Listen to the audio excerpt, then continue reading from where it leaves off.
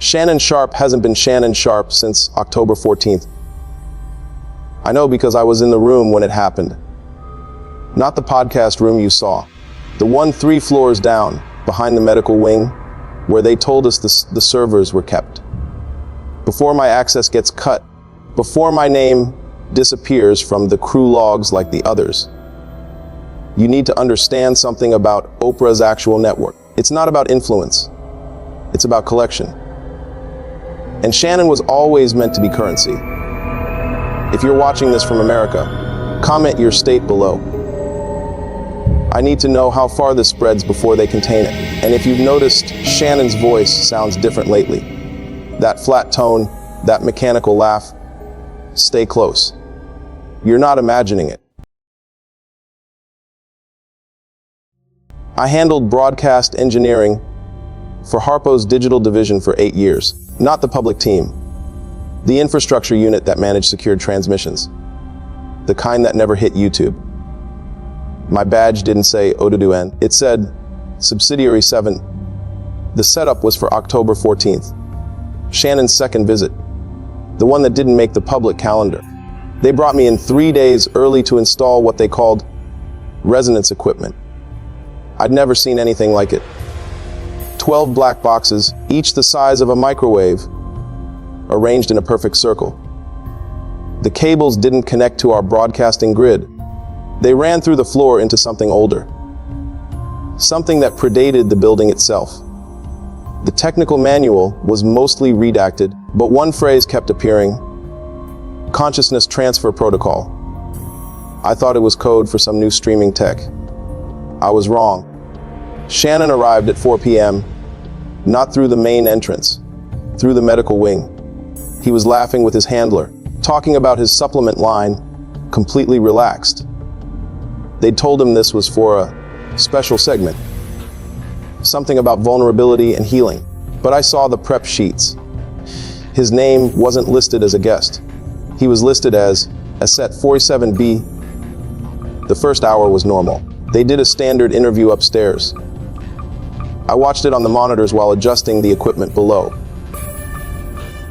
Oprah asked about his childhood, his mother, his pain.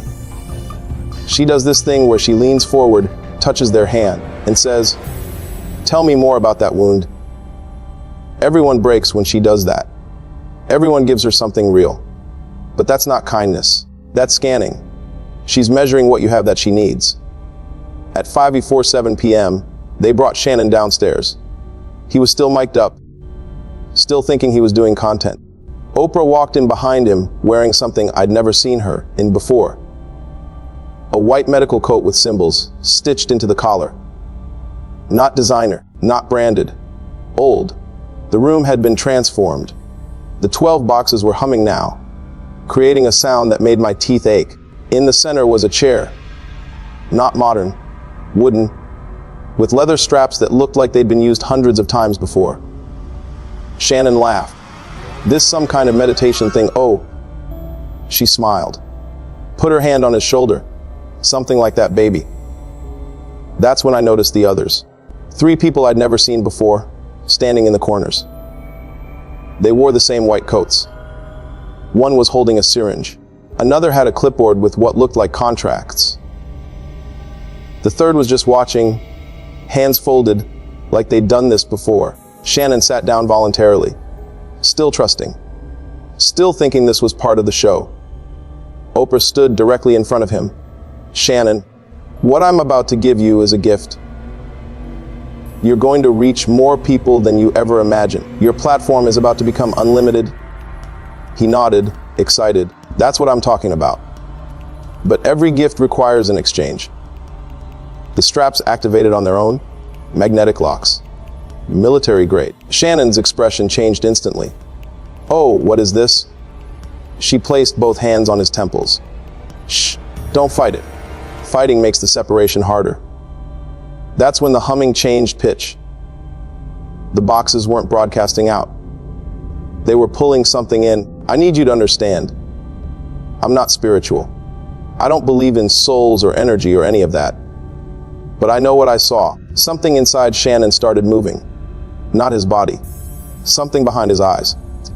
Something that made him, him. The monitors around me started showing readouts I didn't understand. Brain waves, heart patterns, but also something else. Something labeled essential frequency. A Shannon's was dropping. Oprah's was rising. She wasn't taking his platform. She was taking his essence. The thing that made people trust him, that made him relatable. That raw, authentic quality that built his entire following. But here's what made me realize this was bigger than just one transferred. One of the technicians said, "Mom, should we prep the secondary container?" Oprah nodded without breaking contact. "Send 30% to Tyler. He's been asking for more masculine energy for his next project." Tyler Perry. They were dividing Shannon up like stock options. The process took 43 minutes. I watched Shannon's face change. Not physically, but something behind his features went flat, like someone had pulled the personality out and left just the body operating on muscle memory. When they released the straps, he stood up slowly, looked at Oprah, and smiled. But it wasn't his smile anymore. It was performance, empty, rehearsed. "Thank you for the opportunity," he said. His voice was his, but the rhythm was wrong. Like an AI trained on his speeches, but missing the soul behind them. Oprah hugged him. "You're gonna do beautiful work for us." They led him out through a different door. I found out later he did 3 more interviews that day. All perfect. All empty. All exactly what they needed. But that wasn't the worst part. After Shannon left, they didn't power down the equipment. One of the technicians pulled up a new file, a list of names with dates beside them. I saw comedians, athletes, singers, people who'd been on Oprah's show recently. People whose energy had changed after their visit. And at the bottom, highlighted in yellow, was a name that made my stomach drop, Gayle King. But her date wasn't in the future. It was from 1997. She's been collecting from her best friend for 27 years. That's when I understood. This wasn't new. Oprah had been doing this since the beginning. Every breakthrough interview, every emotional moment, every time someone cried on her couch and gave her their truth. She wasn't helping them heal. She was harvesting them. The morning after Shannon's visit, I checked his podcast. His voice was there. His face was there. But listen to him now. Really listen. The pauses are wrong. The laugh is off by half a second. He says words he never used before. Corporate words. Oprah words. Because part of him is literally inside her now. And part of her programming is inside him. I started mapping the network. Every person who'd been through that room left with the same tell. They'd use phrases they'd never used before. Specific words that appeared in Oprah's speeches from decades ago. Like she was planning pieces of herself while taking pieces of them. But the file that changed everything was hidden deeper. A folder labeled Generation Assets. Inside were children's names, kids of celebrities who'd been through Oprah's system. And next to each name was a percentage. How much of their parents' essence had been harvested for future collection? Will Smith's kids, Beyoncé's children, even some who hadn't been born yet, listed as pending assets with projected birth years. They weren't just taking from this generation, they were claiming the next one. Shannon has kids, 2 sons. Their names were already in the system, listed as accessible through paternal bridge. That's what the contract was for. Not just Shannon's consciousness, his entire bloodline. I tried to warn him. Sent messages through 3 different channels. But here's the thing about having your essence partially extracted. You lose the ability to recognize danger. Every warning sounds like conspiracy. Every red flag looks like opportunity. Watch his interviews now. He defends people he used to question. He promotes things he used to reject. And when someone brings up anything real, anything threatening to the system, he laughs that new laugh. The one that sounds like it's coming from someone else's throat. Because it is. I pulled the building permits for Harpo Studios, the basement where this happened. It's not on any blueprint. But the power consumption records show massive usage spikes going back to 1988, back when Oprah's show was starting, back when she was finding her voice. But she wasn't finding it. She was taking it from her first guests, from the vulnerable people who came seeking help. There's a reason she's worth billions, while most talk show hosts fade away. It's not business acumen. It's accumulated essence from 40 years of extraction. Think about every celebrity who sat on that couch. Now think about how many of them had breakdowns after. How many lost their spark? How many became different people? She didn't break them. She took what made them special and left them with just enough to keep performing. The night I copied these files, I found one more thing, a schedule for upcoming integrations. On November 3rd, a famous female rapper who just announced she's doing a tell-all with Oprah. November 18th, a young activist who's been gaining millions of followers. December 7th, Shannon's return visit, listed as secondary extraction, remaining 70%. They're not done with him. The first session was just to make him compliant. The next one will take everything. But there was one name on the list that made everything else irrelevant. December 15th, mass collection event, school group A7, her school in South Africa. The girls she's been mentoring for years.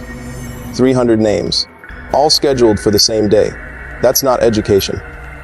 It's farming. She's been preparing them since childhood, gaining their trust, making them love her. And now they're ready for harvest. I couldn't let that happen. So I did something stupid. I sent the files to someone I thought could help. A journalist who'd been investigating Oprah's finances. She never responded, but her last article was about how inspiring Oprah's journey has been. She used words she'd never used before. Corporate words. Oprah words. They got to her first. Now I'm leaving the country. Not because I want to. Because 3 days ago, I got an integration notice with my name on it. They don't just want me silent. They want me emptied. The woman running the extraction program. The one with the clipboard. I found her credentials. Dr. Patricia Mayweather. Oprah's spiritual advisor since 1995. But her real degree isn't in spirituality. It's in neurotransference technology, from a program that officially doesn't exist. Funded by 3 entertainment companies that all trace back to one parent organization. Harpo Productions, spelled backwards, is Oprah. But there's another anagram in those letters. A horror P. A horror protocol. It was always right there. Hidden in plain sight. Just like everything else she does. Shannon's scheduled to interview 3 more athletes this month. Each one younger, hungrier, more trusting than the last. He's not conducting interviews anymore. He's doing recruitment. Because once you've been harvested, you become a harvester. You can't help it. The program inside you needs fresh essence to sustain itself. That's why Gail brings people to Oprah. That's why Tyler creates projects that funnel talent through the system. That's why every person who gets close enough eventually becomes a collector. They have to. Or they fade completely. The last file I found was video footage from 1985, before Oprah was famous, before the show. She's sitting in a chair identical to the one Shannon was in, strapped down, crying. Someone off camera says, the process will make you everything you've dreamed of, but you'll never truly own it. Young Oprah responds, I don't care. I'll do whatever it takes. Even if it means taking from others what was taken from you. Especially then, the camera turns. The person conducting Oprah's first extraction comes into view. It's Diana Ross. And behind her, watching from the corner, is someone else, someone younger, taking notes, Quincy Jones. This network is older than we thought, bigger than we imagined. And Shannon isn't a victim. He's the newest branch of something that's been growing for 50 years. But here's what terrifies me most. In the extraction room, after Shannon left, I saw them wheel in another chair. Smaller, child-sized. They're not waiting for the next generation anymore. They're starting early. Shannon's youngest son just got invited to a youth leadership program at Harpo Studios. The invitation came from Shannon himself, or whatever's using his voice now. I've said too much, shared too much. But someone needs to know. Someone needs to document this before we all sound different. Before we all laugh with that same empty rhythm. If Shannon does another interview with Oprah, watch his eyes when she touches his hand. You'll see it. That moment where something transfers, where she takes a little more. And if you've ever noticed how every successful black entertainer eventually passes through Oprah's orbit, how they all change after, how they all start sounding the same, you're not crazy. You're seeing the harvest. She calls it giving back to the community, but she's not giving. She's taking, generation by generation, soul by soul. And Shannon Sharpe was just this season's crop. Comment below if you've noticed celebrities changing after their Oprah interviews. Drop a name if you think someone's been harvested. Like this video if you're still yourself. Subscribe before they make me delete this. And whatever you do, never, ever accept an invitation to sit on that couch. Some opportunities cost more than money. Some cost everything that makes you human. Shannon learned that too late. Don't make his mistake.